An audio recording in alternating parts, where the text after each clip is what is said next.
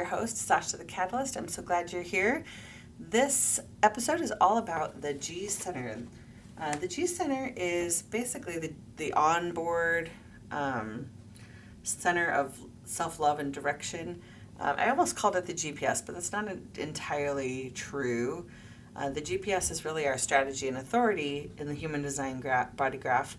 But the G-Center is called the magnetic monopole.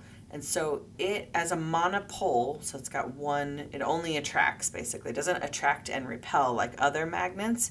It just attracts. And it's important to know because you can tell whether your G-Center needs to be calibrated by what you're attracting in your life.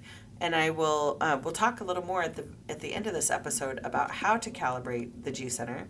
But for now, just what you need to understand is that it attracts. So it's constantly attracting to you new experiences, new people, new invitations. If you're a projector, new things to respond to. If you're a generator, so lots of, and if you're a reflector, it's attracting to you new things to sample and taste, new items on the buffet of life.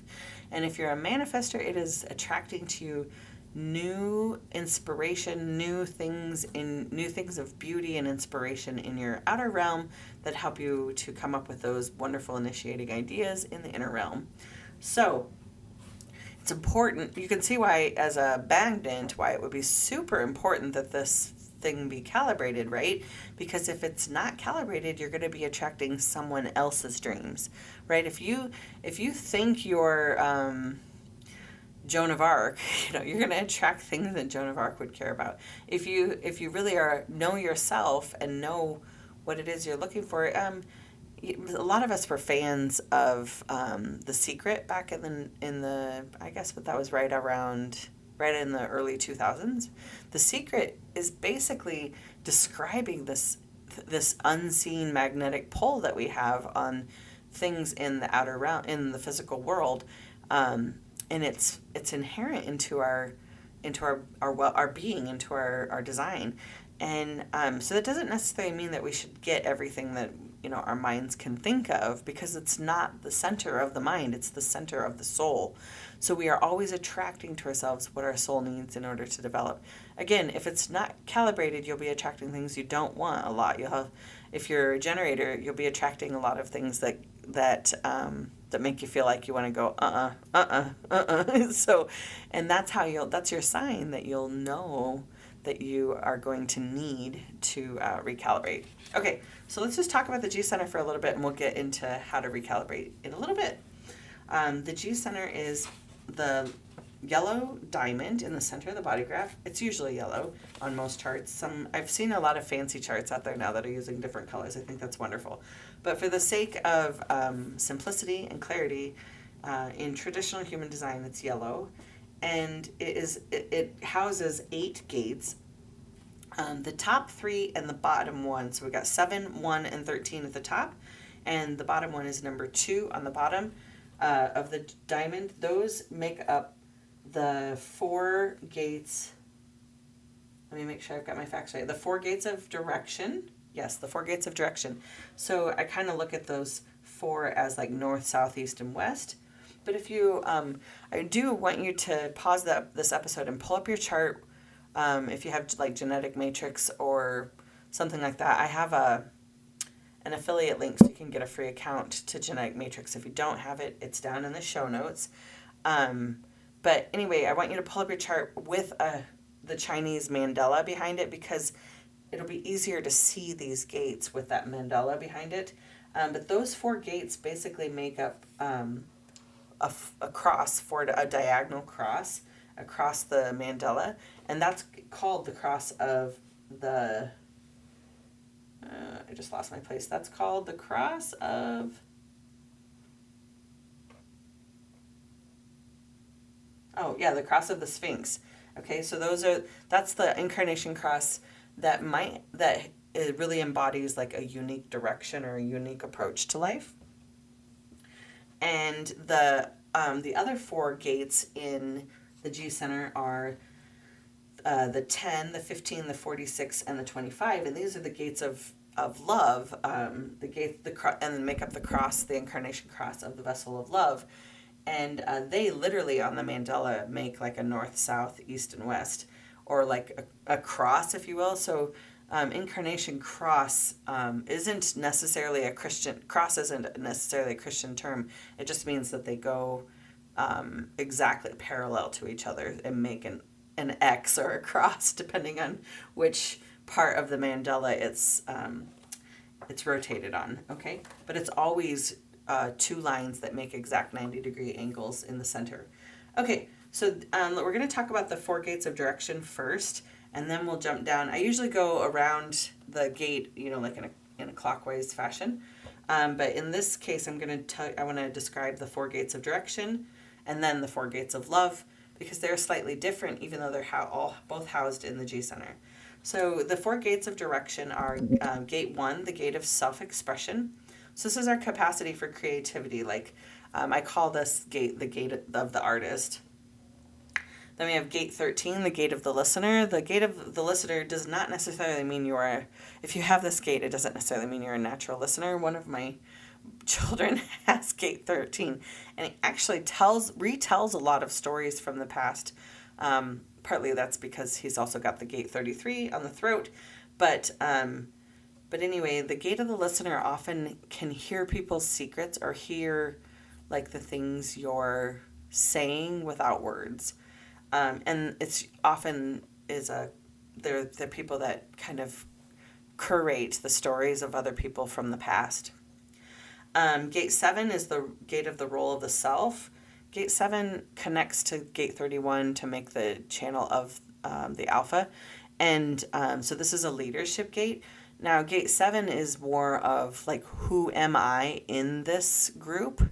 Whereas gate 31 is more like using the democratic process to make sure everyone's heard, and then leading with the feelings and thoughts of the collective supporting you.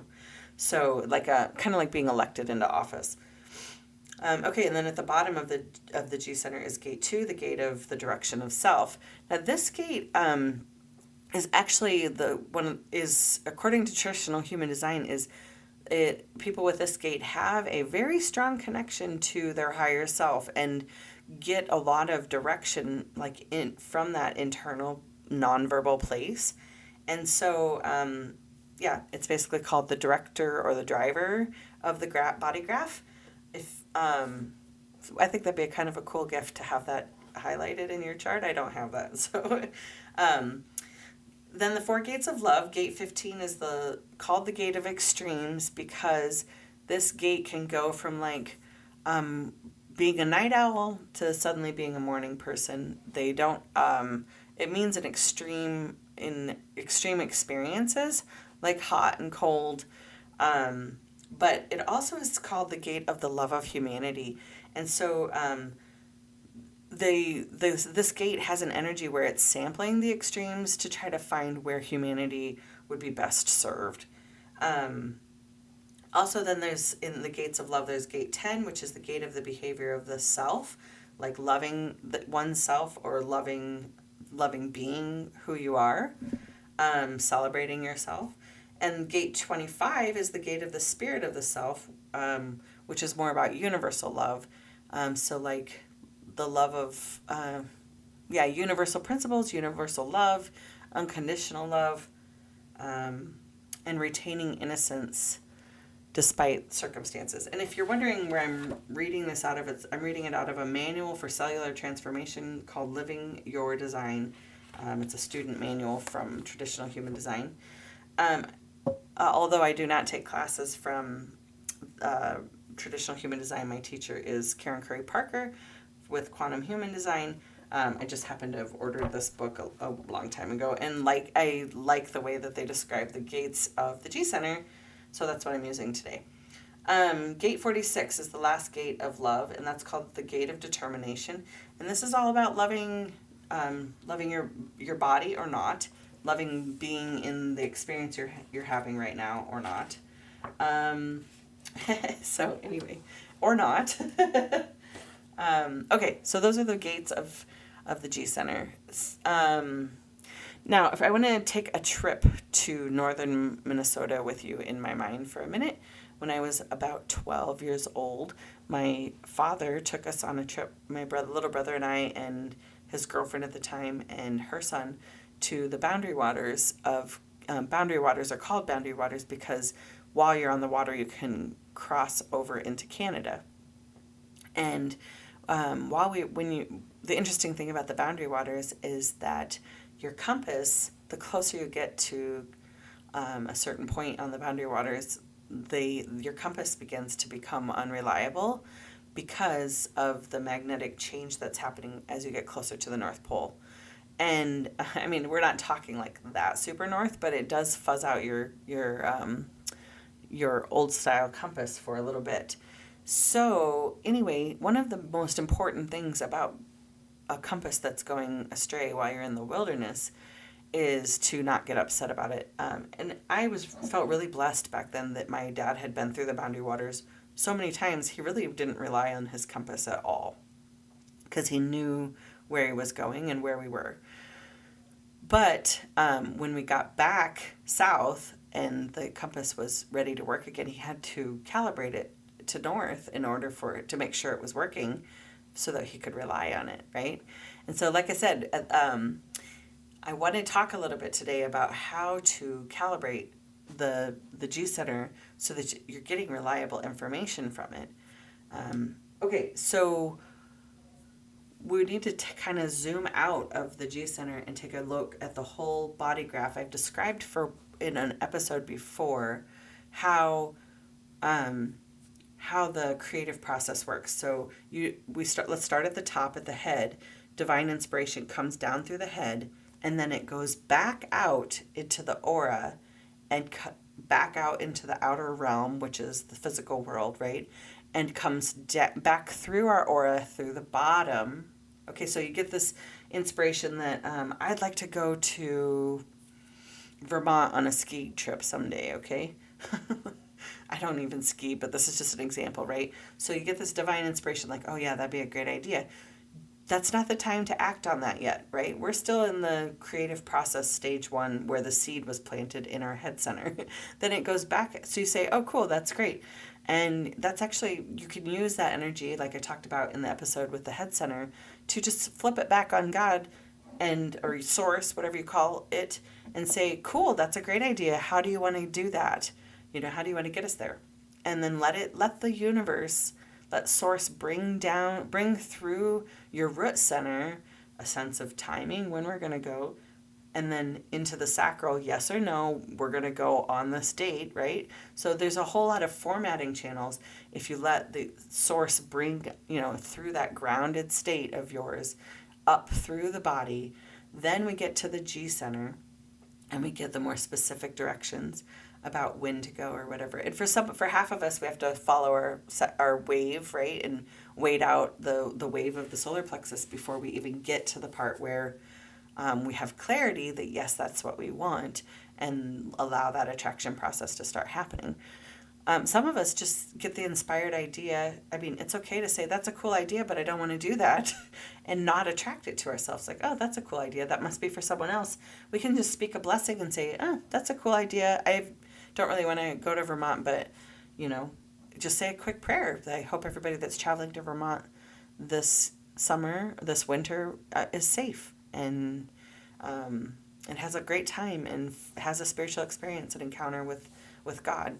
So you can just turn those inspired ideas into a prayer that you don't have to say, oh, every inspired idea is for me, Anyway, so once we get to the attraction process where the idea is now coming up through the root with clarifying divine timing, and then coming through the sacral about what we're going to do, and then coming to the G-Center, if our G-Center, and this is all being attracted through the root, through the sacral center, by that magnet that we hold in our soul, that G-Center, it's a magnetic monopole. So it's attracting to us what we think we deserve. Now, did you hear what I said? Not what we deserve, but what we think we deserve. So our G-Center is calibrated by our beliefs about ourselves, about what we think we deserve. And so the best way to calibrate the G-Center so that it's accurate to true north for you is to practice self-love, like complete acceptance of who you are. But the trouble is, as parents, I didn't grow up with human design in my life. I am still figuring out who I am, and maybe you are too. So studying our human design chart is helping us to get to know ourselves and to accept without judgment who we really are. That's what calibrates that G-Center to be able to attract what we really do want, what our soul really does need for its evolution in this world, in this incarnation. So, I don't want to discount the like there's an old saying out there that says, pray. If nothing changes, at least you'll change, right? So prayer sometimes is not getting your prayer answered the first time doesn't necessarily mean that God isn't listening.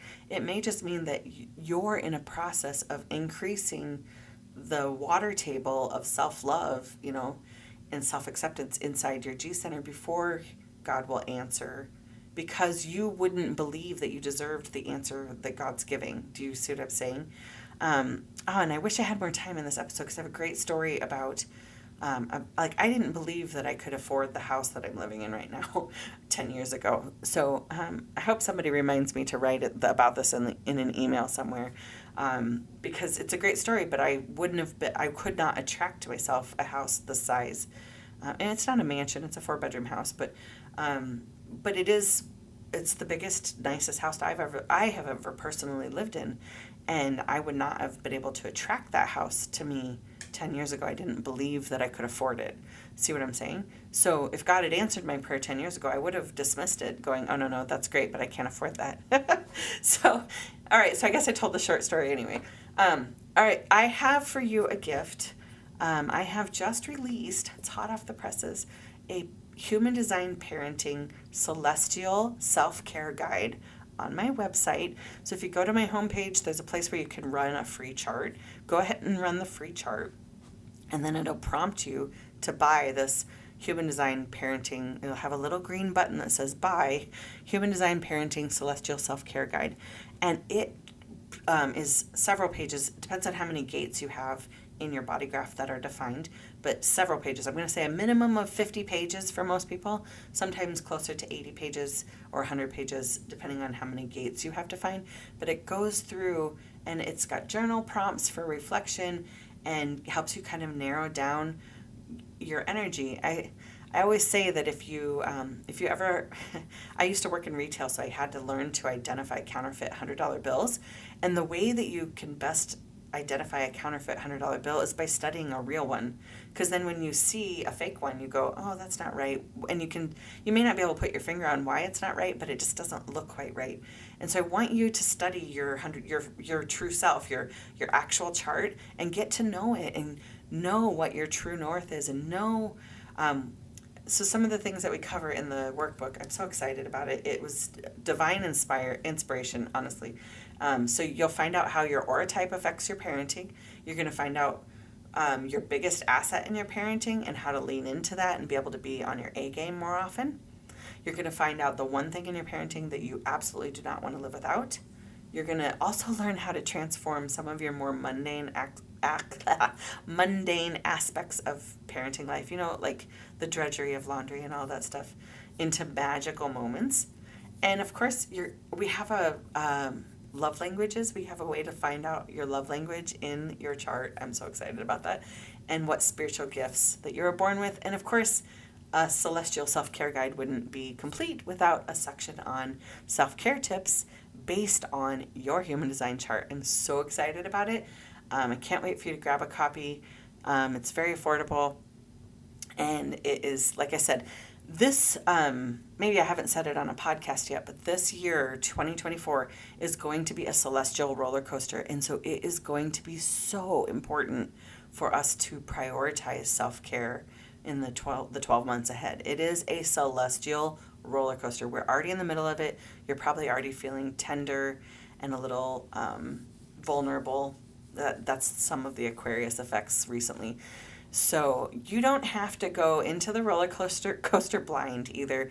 If you, again, go to my website and subscribe to my newsletter, I will give you updates. I have a whole calendar, Google Calendar, that you can just add to your own calendar so you can kind of know what's happening with the planets. Again, it's not so much so that you can change anything or control it. I mean, we're on the ride, buckle up, right? But really, just the encouragement is to just really buckle down and take care of yourself because you deserve it. You deserve to be able to ride this ride and come out on the other side. All right, shalom.